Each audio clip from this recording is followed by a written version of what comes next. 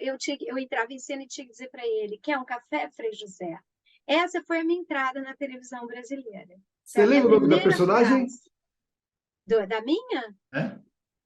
Juliana. Ah, Juliana. Juliana entrava em cena e dizia: quer um café, Frei José? E eu fui para casa e a família se reuniu para assistir aquela cena.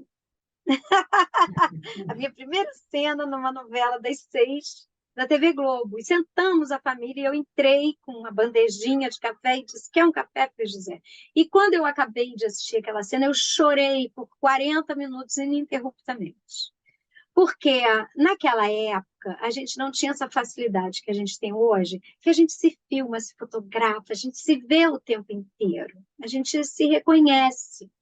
Eu não me reconhecia, isso não existia, a gente não tinha nem, no máximo, um pai mais amoroso, tinha um Super 8, que ah, no caso eu nem tinha. Meu pai gostava muito de fazer slide, mas a gente não tinha essa coisa da ação. ah. Então foi a primeira vez que eu me vi retratada em movimento, falando, ouvi minha voz, eu me vi.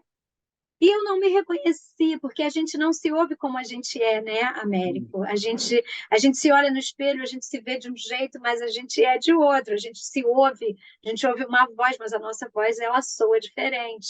Então eu levei um tempo primeiro para aceitar a minha imagem, aceitar a minha voz, aceitar aquele corpo, né? Aquele ser, aquela pessoa que eu era. E depois eu comecei a fazer assim, eu gravava a cena e eu ia para casa assistir, eu dizia, não, da próxima vez eu vou fazer assim, vou fazer assado, vou fazer assim.